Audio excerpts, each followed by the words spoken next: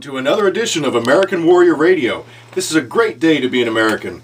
You know what? This is your radio program. Whether you're a veteran of the military or on active duty, maybe you're a family member of a vet or active duty soldier, sailor, airman, or Marine, or maybe you're just a patriotic American that wants to get involved in supporting our troops. You have come to the right place. That's right, American Warrior Radio, right here on the Talk to Me station, WMEL. My name is Garen Cohn. I'm the president and founder of AVET Project. I'm an Air Force veteran and a retired legal advocate for veterans, but I'm not flying through the airwaves alone. Good morning. I'm Glenn McGuffey, the manager of your Brevard County Veteran Services team. I'm retired from the Air Force, so we got a couple boys in blue coming at you today. And oh yeah. Today we're going to give you some information that will both potentially save you from a debt with the VA and give you the potential for gaining more benefit money from the VA, particularly for those of you who may be on pension and certain of those of you who are on service-connected disability compensation. So you want to grab a pen, okay? You want to grab a pen. You can always go back and listen to past AWR, American Warrior Radio episodes by visiting 1300WMEL.com. Click on the archives button and it'll send you right to our past shows. But Glenn, this is really important stuff. We want the folks to take some notes. And also, what's the number to your office again? Yeah, and you certainly will want to call us about these things once it trickles in, and if it applies particularly to your own particular situation, or maybe a friend or a family member's, and you can get us Monday through Friday at 633-2012. That's 633-2012, and we're located out in the County Government Center in Viera in Bravo building on the first floor. You can't miss us. There's all kinds of arrows pointing to our office. Can't miss it. So that, for those of you that are taking notes, that's the first thing you want to write down. That's right. Glenn's office location and phone number. As I mentioned, we got a jam-packed show here, so we want to dive right in. But at first, I want to get through a couple special announcements. We got a big thing coming up here next week, don't we? Yeah, absolutely. You're gonna be able to watch the hosts. Yeah, that's right. Watch the radio hosts of AWR, American Warrior Radio, on Bright House Cable, Channel 49, this coming Wednesday, the 29th at 7 p.m. The show's going to re-air on Friday, July 1st, and neat of all, it's going to re-air on the 4th of July. Woohoo! Okay, we want to thank the crew over there at Bright House, and particularly Joe Cruz, who is with Brevard Notes. That is the television program that's community-oriented towards nonprofits. They sought AVET Project out, said, we like what you're doing, we want to tell the public. So for those of you out there in Radio Land, we ask you to TiVo or at least watch the show live and give us some feedback.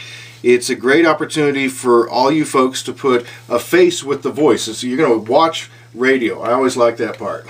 That's right. You're going to see these two handsome dudes on TV. That's right. That's right. And you know what? As always, you can watch these episodes of American Warrior Radio by going to the Facebook page. Just click on www.avetproject.org. It's an acronym, AVET. What's it stand for again, Glenn? American Veterans Empowerment Team, and boy, do they do a lot of good things for our veterans both around the area and overseas. That's right. And you know what? We're incorporated here in Florida, but we operate charity registrations in Oregon, California, and Texas also. So all those folks out there that are listening online at 1300WMEL.com, you can get involved in one of the states that we have charity registrations. You can get involved anywhere, and of course you can always send a donation. Go to the website, www.avetproject.org. At the bottom of it, you're going to see the Facebook icon. It's pretty easy, right, Glenn? Yeah, even I found the Facebook icon, and I didn't know what I was looking for. And you don't have to be a member. Just click on it, and it'll scoot you right over to our page, an American Warrior Radio page, and you'll be able to see a lot of these happenings and goings-on. Yeah, it's cool and neat, and you'll find out navigating that is real easy. Okay, so at the tail end of this episode, we'll mention a couple other current events, but listen, everybody. Bright House Cable, Channel 49, this Wednesday, the 29th at 7 p.m. You're going to get to see Glenn, myself, a host of other AVET Project staff, and John Harper, who owns this very radio station, is going to be on the set with us. Enough with that. We got some important stuff to talk about, Glenn. Where are we going to start? Well, let's entitle this whole episode, I guess, Mistakes Veterans and Other Claimants Make. Other claimants usually being surviving spouses or dependents. Yeah, okay. Exactly. So number one on the list. Number one, and By the way, let me say, these are not necessarily in order of priority. I will get even louder when I get the things that I know cause people big time problems. But the first one is one that causes a lot of people problems, and this one applies to both people rated service-connected disabled and people on the lower income wartime era pension. And that is, you get a change in dependency status. Explain. Well, let's say you have a new child, or you get a divorce. Those are the two main ways you change in dependent status. And if you're rated 30% or greater service-connected disabled, and the VA is aware of it, that's another issue, you're getting some extra money for the size of your family, the number of dependents you have in military and VA lingo. And the same thing applies on the VA pension. You're getting extra money in your VA pension or compensation check for the number of dependents that you have. Of course, if you change in dependent status and you don't tell the VA, well, they'll eventually find out about... Bad things can happen. Yeah, 3 years from now, and for 3 years you've been building a small number of money debt each month that becomes a large number at the end. So you gotta, the bottom line, take a note, you gotta keep the VA notified of your dependent status. You know, even if your spouse passes or whatever happens to change your dependent status, or you get married, you need to report it, and that's going to add money to your pension or compensation. And Glenn, if somebody, let's say, got married, and they previously were 30% or greater, so they didn't get any dependency allowance because they didn't have any kids or wife, but they got married, wife or husband, excuse me, and the wife or husband they married has children. Now, if those children are not adopted, are they going to be eligible for a dependency allowance? Yes, because they'll be considered stepchildren by the VA, and they will be included in that dependent total, which then there's so much per dependent, as I indicated before, and you'll get paid more in your monthly VA disability compensation or pension check. But more importantly, what most often happens, I'm going to guess here, since I worked in this same store of stuff in the past, if you have a change to the other side where you drop off a dependent, yet you didn't notify the VA, you're going to generate an overpayment and have a debt. Yeah, and that's the bad side of it here. And eventually the VA will run across it. They'll run across it by cross-checking Social Security records, or they may catch it on an IRS match with your... You know, they do all these kinds of things, and it's easier for them to do them nowadays because of computer matchups.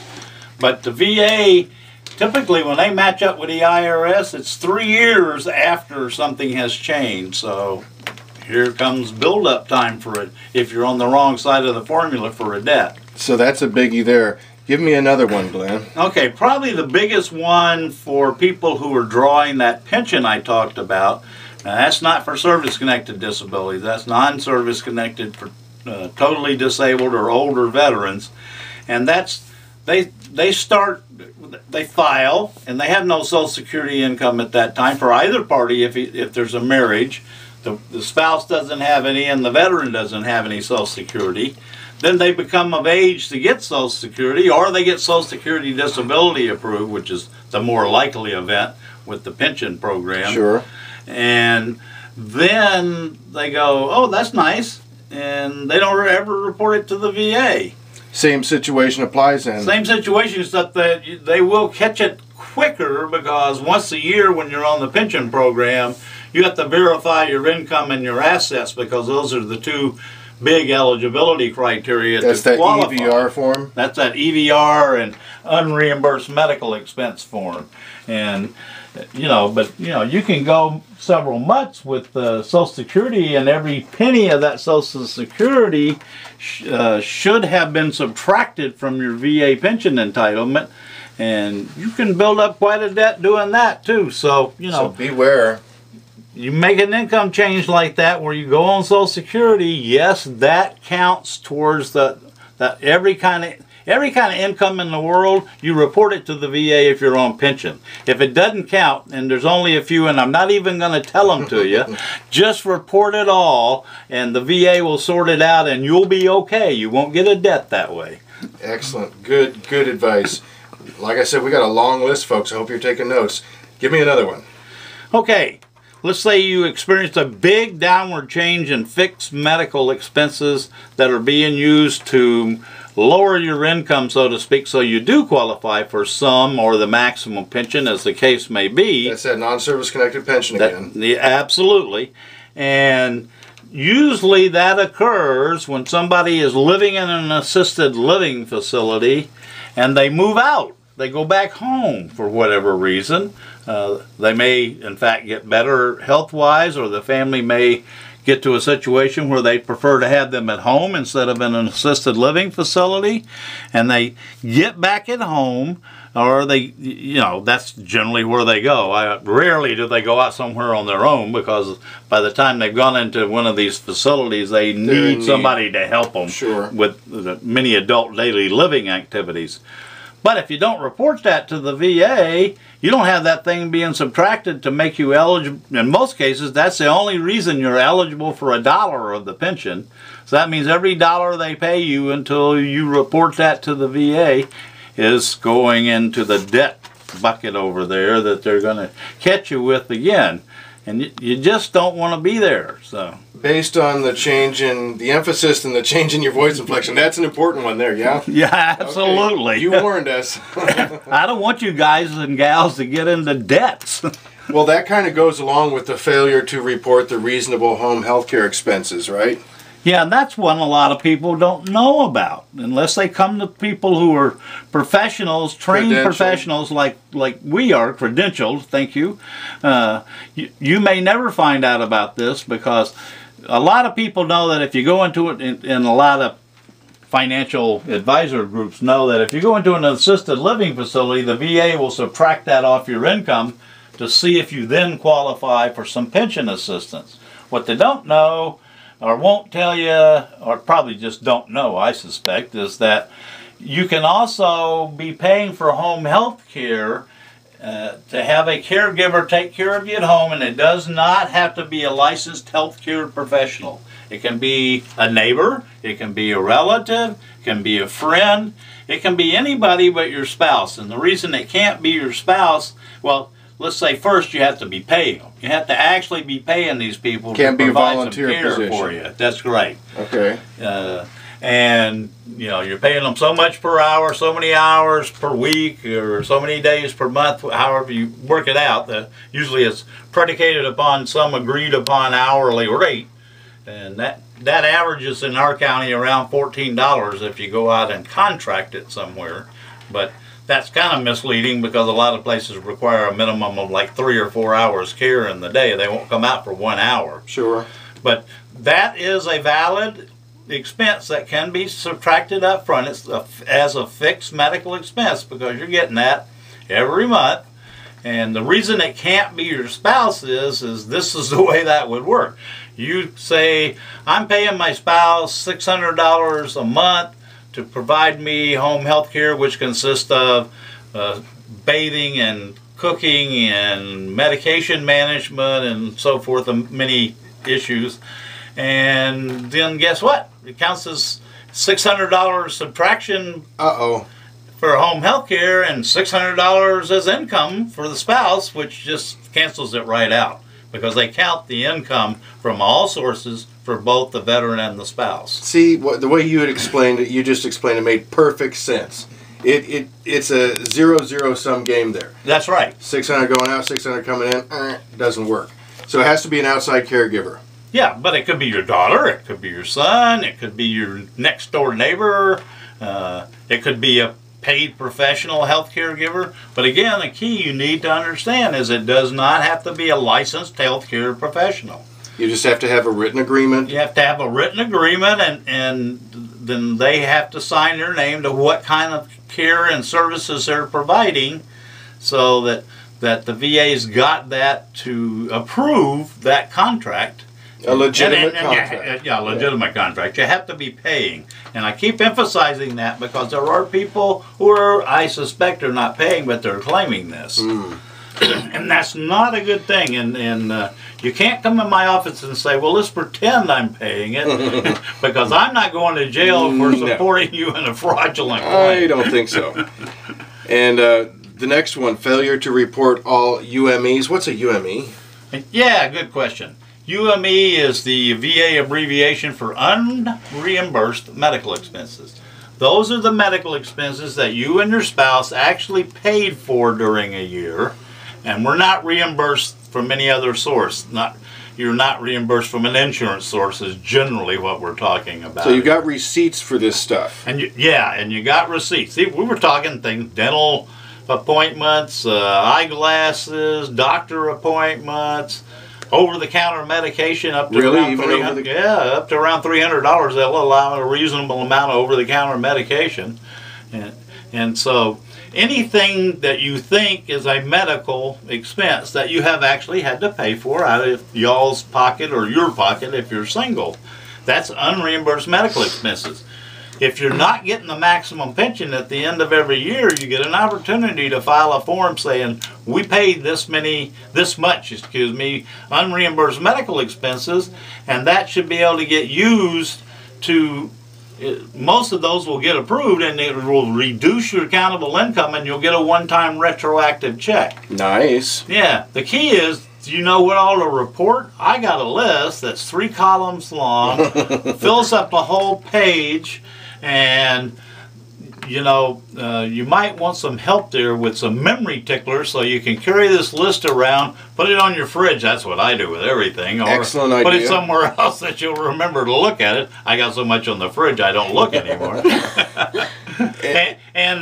And keep track of those, because that's a way of getting some additional payment on the pension program. Well, you've also got in this note here mileage. Really, that factors in as well? If you were Yes, mileage does, and finally the VA got real on mileage. They're paying like 49 cents a mile now for all the mileage from your home to the medical care. That might be home to the pharmacy, or home to the doctor, or home to the eye doctor, So you have to keep a log. But you got to keep a log of this stuff, because they come back and randomly audit 5% nationally of the people who file this. Otherwise, they just pretty much take your word. But don't, I wouldn't want to be caught with nothing to back me up and be caught in that 5% audit and they say, prove it. And it's a habit thing. You have to make it a part of your daily regimen, just like you mentioned, putting that list on the fridge. If you put a log book in the car, exactly, keep it there handy. That's the best place. Very good, very good. Next one, you got so many of these, but next one on the list. Okay, well here's one a lot of people are not aware of. The younger people who are on pension. Glenn, can I take a minute? I just want to remind everybody, we are talking about mistakes veterans and other claimants make. Yes, that can cost them indebtedness to the VA, or maybe stop them from getting maximum amount of benefit. Very good. Okay, so what's this now? Okay, younger veterans who may be on the pension, and sometimes this applies to surviving spouses, the younger surviving spouses for a veteran who's passed away, and then they go on pension because they have very low income. They're not working or anything. And they meet the criteria, is if you have a child, that child may be getting Social Security income for a reason, or that child may be getting some kind of income from somewhere else. Generally it's Social Security, and rather than having to report that and have that counted against how much you would be entitled to for pension, there's a form to be filled out and says, here's all the extra expenses it cost me to raise this child in my house. And it's easy to come up with more than whatever that child is getting, so that the income gets wavered out, and then that entitles you ultimately to more pension entitlement. These are all excellent points. The next one here, failure to read VA correspondence thoroughly. Oh yeah, like one of my favorites, thoroughly or at all. But probably the biggest mistake we see people doing is they put in for temporary 100%. Let's say they're 10% for a knee condition. Got surgery. And they get knee surgery, and they get temporary 100% for 6 months because of the knee surgery from the VA during a convalescence period. Well, and then the VA tells them right up front when they award the money for the temporary 100%, they say, and we're paying you as a single veteran, and the veteran's married and has 3 children. Well, open your eyes, read that. Come tell us that you've got those dependents, so at that point you're getting the temporary 100%, you're entitled to a much greater amount of compensation than what they're going to award you at the single rate. Right, at the 10% service connected for the right knee, he's not eligible for a dependency allowance, but at the temporary 100, due to convalescence, he is. So get that stuff filed. You betcha. We can help you remedy that real quick. Yeah, it is important. Whenever you have a surgery for a service-connected disorder and the doctor says you need to convalesce for a certain period of time exceeding 30 days, you're going to be eligible for the temporary 100% for each period of 30 continuous days. So that's important note. And again, these are all mistakes veterans and other claimants make that we're going to keep hitting on. I know we're not going to get through much more of the rest of this list, but pick one that you think we can cover here in another 30 seconds. Let me pick the last one I was going to get to, and that's all of these kind of mistakes can be avoided and or remedied by coming to see us out at Bravo Building in the Viera